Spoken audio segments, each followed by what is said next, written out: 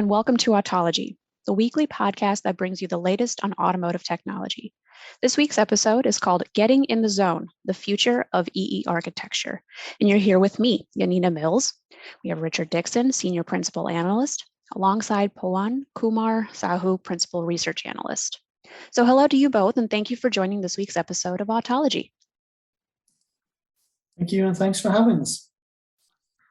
Hello, Ian. Thank you. Great. So this week's podcast is all about the future of EE architecture. So the first question that I really have is, why is EE architecture a hot topic now? And maybe when do you expect new architecture? Thanks, Nina. Well, basically, if you look at today's vehicles, and if you look at the cars and the vehicles over the last 20, 30 years, they've typically consisted of what's called a distributed electronic architecture, which is basically a distributed net of electronic control units, or ECUs as we call them, which each of these electronic control units is handling a certain feature in the car, such as, maybe controlling the braking system or controlling steering or lighting, all these kinds of things in and around the vehicle. And that architecture served very well for very many years and will continue to work well, but it's becoming limited to handle the increasing amount of data that we see coming into vehicles nowadays. So basically, as cars become more intelligent, in other words, they have, for example, higher levels of autonomy, that means, robotic driving, or if they're connected to the cloud, or increasingly electrified, for example, this is adding more and more features. And clearly inside the vehicle, inside the cockpit, that's also becoming a place for more and more technology, more and more displays, for example, to the point that we see actually in some premium vehicles over 150 of these ECUs and modules, and this is increasing all the time.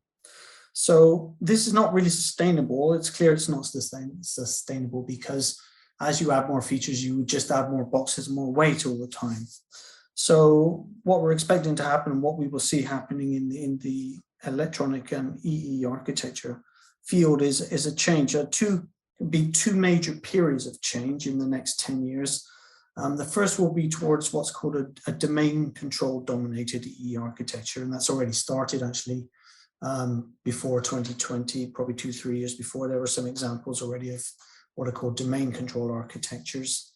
And then that will be followed in the middle of this century, around 2025, by what's called zone control EE architecture, really coming after 2025. And that's kind of where the title comes a little bit here. And these two architectures, of these two, the domain control architecture is the one which is emerging now, and this is in terms of the EE architecture of a vehicle, rather the less radical of the two, if you like. It allows you to increase the amount of functionality in the vehicle, but without increasing too many electronic control units. But definitely the zonal architecture, which we'll talk about a bit later, is much more disruptive. But I think also the thing to keep in mind is, as I said at the beginning, the distributed electronic architecture has served simple vehicles very well for very many years and will continue to do so. There'll be certain vehicles which are still fairly simple in their implementation in emerging regions, for example, or in cost-conscious markets where that will also run in parallel. But clearly, more sophisticated vehicles with higher levels of safety and more features will need this kind of new architecture. So I think at this point, probably be good if I passed over to Pawan to talk about the advantages of the domain control architecture, which we see coming into the market right now. Yeah, thanks, Richard. Yeah, so before I talk about advantage of domain controller architecture, let me say some basic ideas or some basic thing about E architecture. So basically, E architecture is dependent on hardware, physical wiring, and network communication, software application. So any change in these actually may affect the E architecture. So as we see, domain controller based architecture will be dominating next few years. And there are several advantages of the domain based controller architecture actually. So it reduces the ECU, so less wiring weight of the vehicle. So that is the main, I would say, like complexity. So the one of the thing why the E architecture has been ovulating is because of the complexity of the architecture, and to reduce this complexity, so automotive companies has been always working toward the reducing or to reduce this complexity. So in the domain based controller architecture, we are combining many function into the single issue. In the distributed architecture, it is like one function, one issue. But in the domain based controller architecture, there are many domain controller where the many functions are combined in one issue. So that is resulting in actually reducing the number of issues. So, and finally, it is indirectly it is reducing the having the less number of wiring in the vehicle, and it is also contributing to have the less weight of the vehicle actually. And yeah, so the one of the yeah, as I said, the another example of the uh, another advantage of the domain-based control architecture, I think this is like it manages cross-domain interaction via gateway actually very well. So some of the example of the domain-based controller, I would say from the in 2015 Alpha, from 2015, I think it is started to appear in 2015 from Alfa Romeo, which uses the chassis domain controller architecture from Marelli. So, and another significant example, I would say Mercedes car, which introduced their cross domain or central gateway architecture in 2017.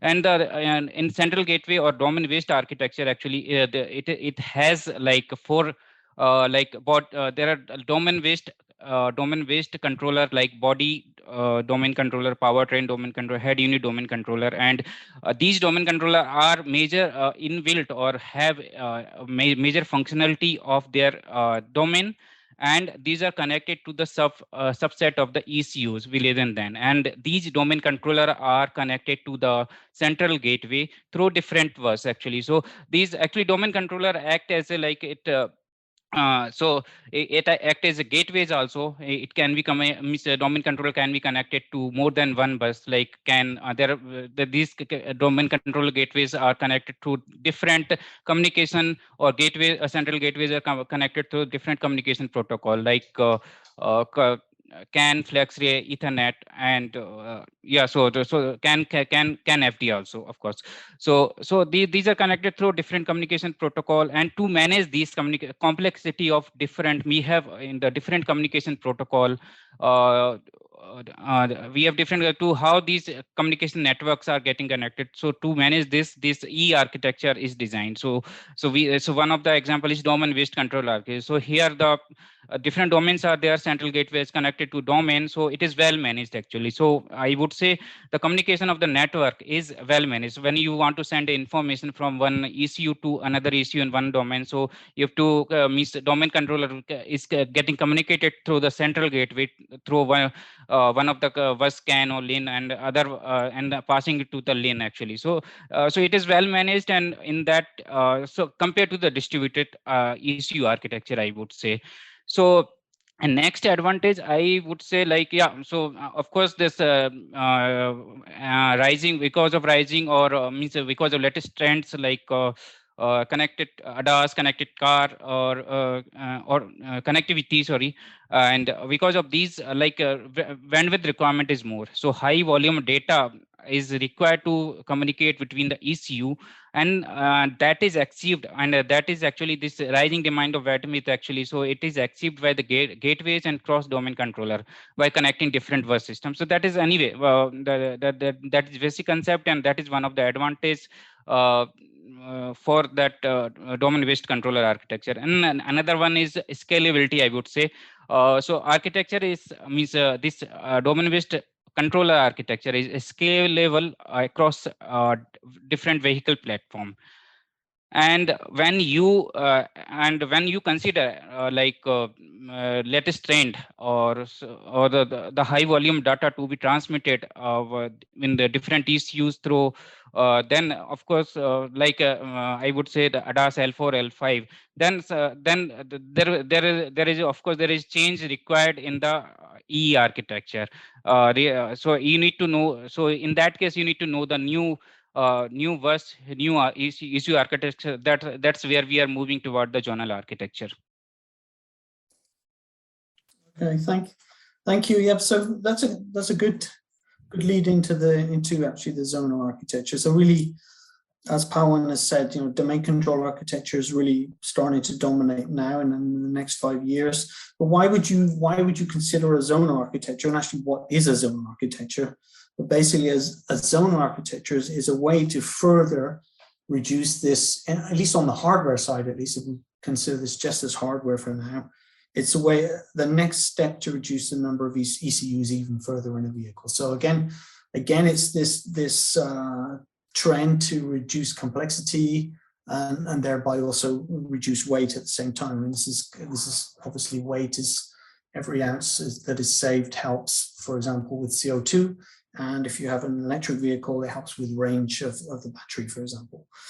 But just quickly, a zonal architecture, you're moving away from a domain architecture. A domain architecture means that you control a number of electronic control units which are related on a certain bus in a certain domain, and that domain might be the body domain or the chassis domain or safety, for example. These domains in the vehicle. The zonal architecture kind of moves away from that and controls ECUs in a certain zone of the vehicle, and then it becomes independent of which domain the ECUs belong to. It just, you place, for the simplest cases, you replace a zonal control unit or like a big powerful electronic control unit in each corner of the vehicle, for example, and that would manage all those functions in that area. For example, lighting, or if the braking control is in that area there, it could manage the brake control. All of those things which are related in that area could be managed by the zonal architecture. And then the zonal architecture is the zonal ECU, if you like, is basically taking the information from in and around the vehicle, from the sensors in the vehicle, which are increasingly cameras and radar are finding out more about what's around the car.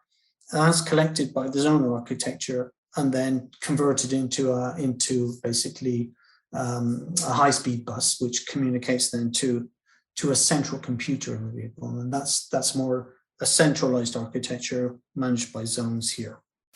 We see that this is actually very efficient in terms of wiring. So the reason for this is that the zonal ECU, if you like, also acts as a power distribution unit as well. So you can imagine in current cars, you typically have one power distribution unit providing, or maximum two, providing power to these ECUs around the car. And that's why you have a lot of wiring snaking around all over the vehicle, because it has to provide power to ECUs which are all across the car. If you have a zonal ECU there, which is also acting like a power distribution unit there, it can manage the power in that local region of the car, and the amount of wires for that local region are much shorter. They're much less than 2 meters, for example, and that has certain advantages in terms of overall wiring length, the ability to automate certain aspects of wiring, and then simplifying the design there. We actually already have seen some examples of zonal architecture, and I think a very good example is from Tesla in their Model 3, which came to market in 2017. This is actually technically what's called a hybrid zonal design, but we'll just keep it as think about it as a zonal design now. Basically, there are 3 very large ECUs in that vehicle, which manage very many functions across the vehicle, and then there are probably about 10 or 15 dedicated ECUs in the car. And that's a big difference, because the Tesla Model S, which came before, had 72 ECUs and modules to manage, and now we're looking at something like 10 to 15. And in that way, just by removing so many ECUs, Tesla managed to reduce the amount of cabling in the car by 50% to about 1.5 kilometers. So as you can imagine, that's extremely significant in terms of weight and actually simplification of harnesses. And that's one of the things which is interesting, because, you know, definitely harnesses are cable looms, and harnesses are the third heaviest component in a vehicle after the chassis and the engine. That's really the third heaviest vehicle. So whatever you can do to save weight, and you can considerably save weight with the zonal architecture. You can anywhere between 20 to 50% or more, depending on how efficient your design is there. And I think also, another aspect is those power distribution units I mentioned there. They're typically, if you think about them today, they have mechanical fuses in them, and they're fairly basic. And there'll be a trend also to make those more smart, make them intelligent with semiconductor technology inside there. And there's a lot of advantages for much more efficient management of energy through that. And Tesla's first example of a smart, what we would call an e-fuse box or smart fuse box there. So that's an interesting placement for Tesla. I would say they're probably at least 5 to 6 years ahead in terms of the architecture of the rest of the field. They're studied widely, but I think that will change. That obviously that lead will narrow quite quickly in the next few years, definitely. So you talk a lot about hardware. Does software play a role? Yeah, I think that's a very good question, actually. So software plays a major role here, actually. Nowadays, I would say the automotive industry is in mid of major transformation stage, actually. So like trends like electrification, advanced driving assistance, or connectivity, and all these are actually reason for evolution of e-architecture, and also making software grown year by year. And e-architecture has been evaluated from signal-based architecture and moving toward service-oriented architecture, actually. So similarly, software architecture has been evaluated from hardware-dependent to hardware independent architecture. So earlier in signal-based architecture, communication between ECU used to happen through signals which carries data, and there was like legacy software development was tightly means hardware coupled, actually. So if there is any change in software, or if there is any change in hardware, then software used to be changed there. But later on, to remove this hardware dependency from the software, so AUTOSAR was developed by the OEM and supplier and semiconductor companies. So the AUTOSAR is automotive open system architecture, actually. So which was developed by the different OEM, supplier, and semiconductor to remove this hardware dependency from the software. So so the main aim of, I will say, the vision of the OEM and supplier is to reuse the software as much as possible, and reusability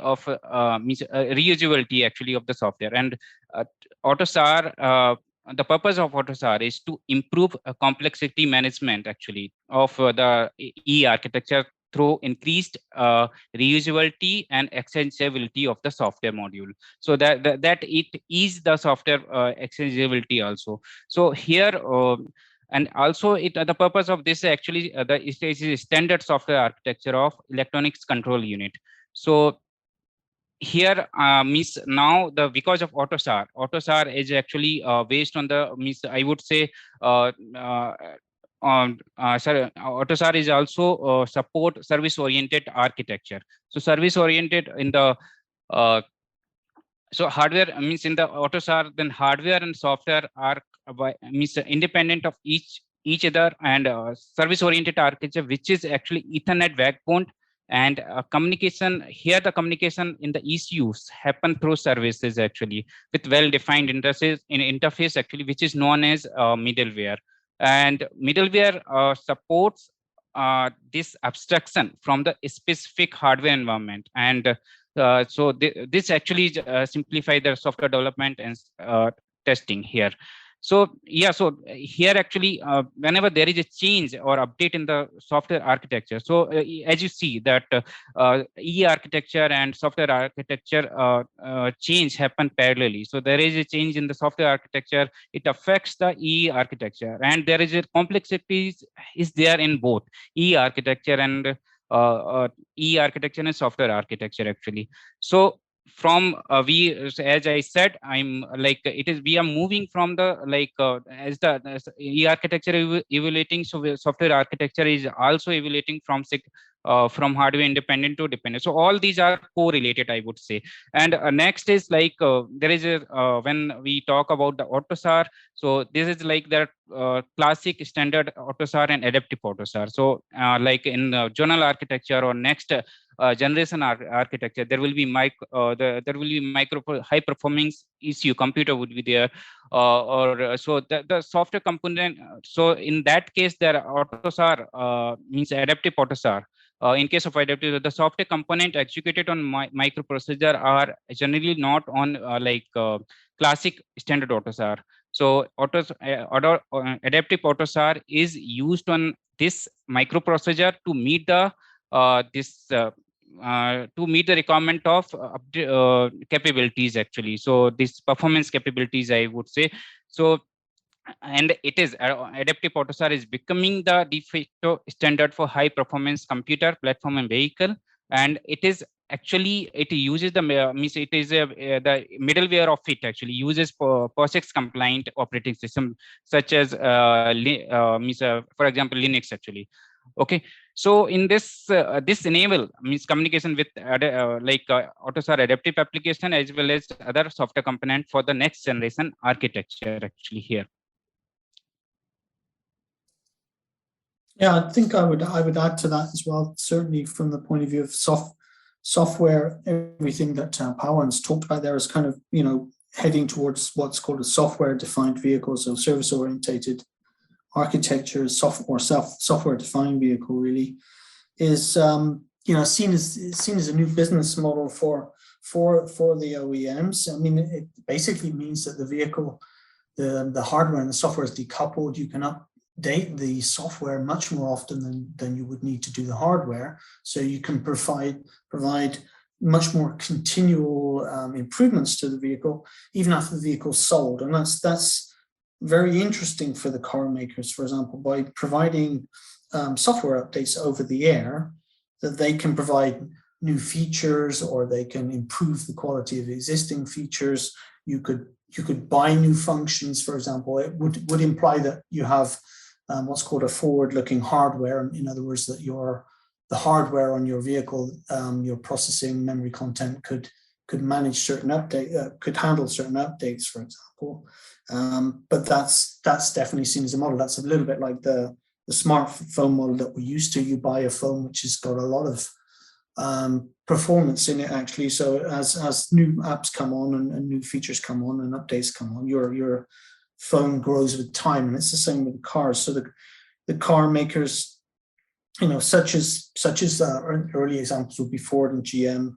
So they provided sort of updates and connectivity to the outside world for things like basic things like navigation, but also telematics, for example.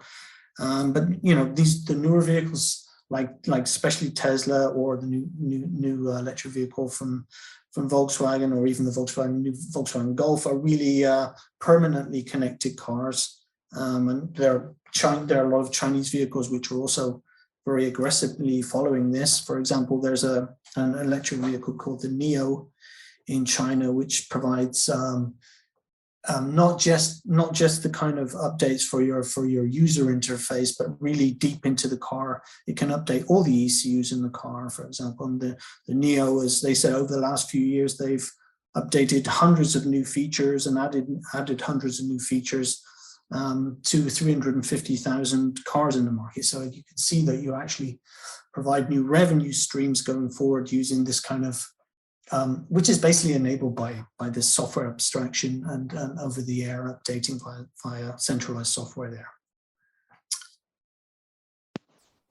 Great.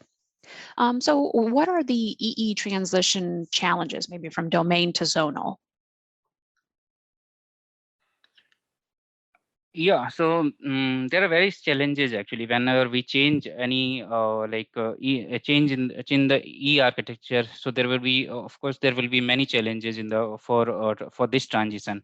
So I will take one example here, like changing any functionality, or even I'm talking about the software change or anything. So if there is any change in the functionality, it results in the tedious and costly process of reintegration and retesting and reflushing of that software into the ECU. Following the current today's development life cycle actually. So in a similar way, whenever there is a transition from the domain controller based architecture to zonal architecture, so there are going to be a lot of challenges actually. So the OEM and supplier and semiconductor companies has to follow a new approach for the hardware and the software, but they have to keep in the mind, of course they will keep in the mind about the cost reduction. And next would be next approach, maybe the approach they means the approach that can be followed, right? Means to consolidate the issues. Currently, we have different domain-based controller.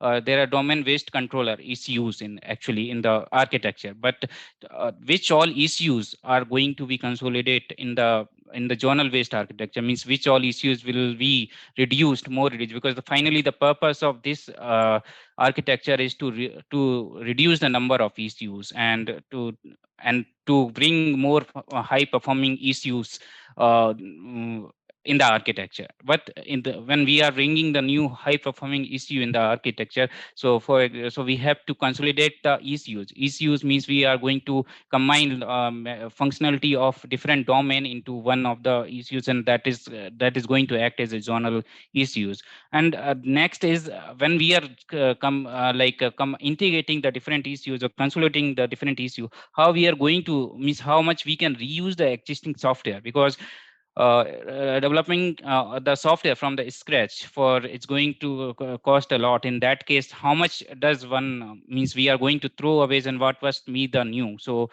in that case, that is going to be a challenge actually. So, and in this case also means what communication protocol actually we completely, it is going to be a Ethernet backbone backbone communication, means E architecture, or we are still we will go with the existing CAN communication or CAN FT communication or FlexRay communication also in that. Yeah.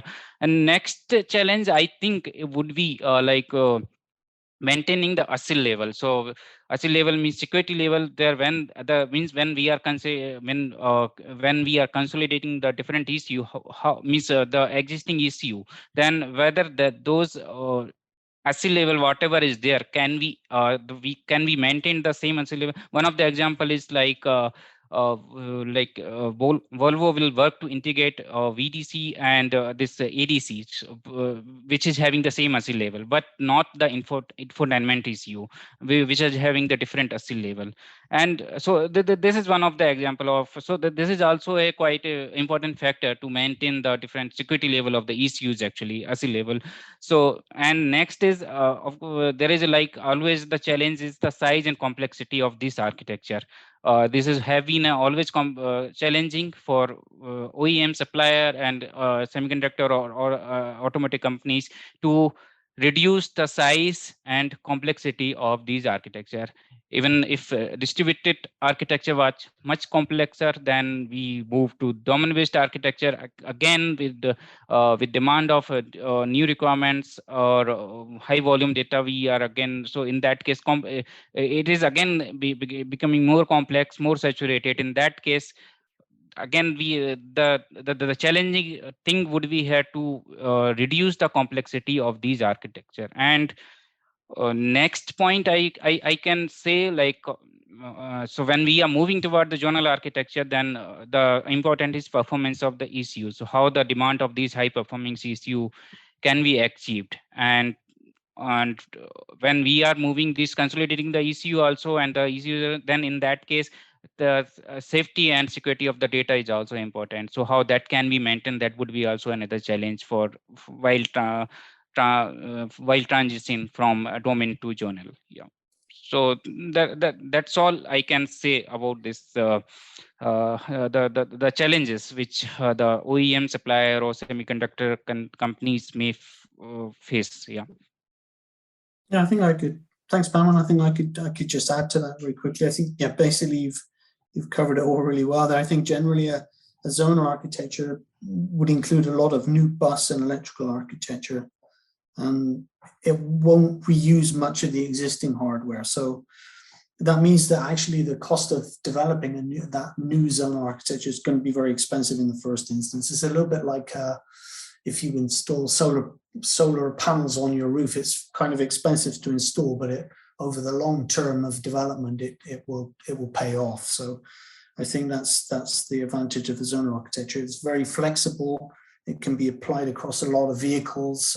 All the changes amongst the different vehicles and the variations in the vehicles will be simply managed in software. So once you've set it up, it's quite an efficient way to do things.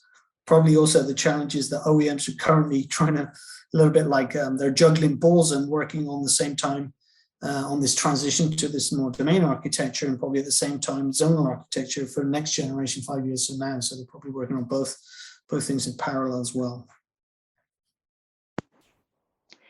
Now, are there regional differences in the approaches or adoption rate of OEMs? Yeah. China is actually going ahead with many of its vehicles, especially premium EVs, using domain controller architecture. So there are many examples of Chinese EVs with 5G cloud connectivity and advanced ADAS feature. So that used means that that is used as many as 4 domain controller. So typically the domain controller are there like powertrain, motion domain controller, high voltage domain controller, or cockpit domain controller, or autonomy domain controller with at least L3 SAE actually. So yeah. Yeah, I think I think that the advantage of car companies, new car companies. I mean, obviously China's a place where there are a lot of new car companies.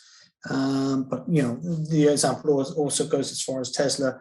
They have less legacy, if you like, so they don't need to go the old routes. They can study EE architecture and look at what's most efficient and start already with more efficient architecture. And we've seen that, especially in China, for example, they have fairly aggressive roadmaps for domain control architecture, but also for centralized zonal architecture already from 2025. I think a lot of the interest is going to come from that area. For example, I can mention some companies like Zeekr, which belongs to Geely, or XPeng. Probably already by 24, 25, we'll have central compute and zonal ECUs. But it's the same actually at the premium European and North American OEMs as well. If you think of the really big suppliers in Europe, the big brands, and in North America, like Stellantis, or Volkswagen, BMW, Mercedes, etc. They also will be adopting centralized zonal architectures pretty rapidly. Stellantis already talks about 2024, Volkswagen definitely 25, or likely 2026 across all platforms really. And I think the thing about this is it really tells you that because it's widespread adoption across big platforms, across many brands, like Stellantis is 13 brands, that the volume of these architectures is going to rapidly grow and become very significant. Great. And just before we wrap up today's episode, I think it would be interesting to know maybe just any final thoughts you have on this topic, or to summarize everything that you've shared here. Yeah. So I would say like domain architecture is now becoming commonplace. So we see a volume adoption in many mainstream vehicles. So this will continue as efficient way to adopt additional feature and keeping the number of ECUs and associate warnings and complexity in way to minimum, which we talked about. So yeah, so that's my final thought on this. Yeah. Yeah, and I think I would just add that zonal architecture will be the next logical step. If you were to take anything away from this, half an hour that zonal architecture will become very important in future. It's already here. You can see that in vehicles on the road already, for example, which I've talked about there. The supply chain is gearing up to provide the zone control ECUs, the domain controllers already there. The zone controllers are coming as well, and all the special high-speed buses based on Ethernet, the electronics and the electrical equipment, such as smart fuse boxes, which I mentioned, is all in line. So there's nothing that really would stop this development. Excellent. Thank you. That's a good summary. And unfortunately, that's all we have time for today. A big thank you to you both for joining Autology. Yeah, thank you so much, and thanks for having us. Thank you. Thank you so much. And thank you to all you listeners for tuning in as well. We'd love to hear your thoughts on today's episode at our autology@ihsmarkit.com email, and you can find out much more at autotechinsight.ihsmarkit.com. Don't forget to hit all the subscribe, follow, and like buttons to stay on track with the latest Autology podcasts, and we look forward to you joining us again in the next episode. Bye-bye for now.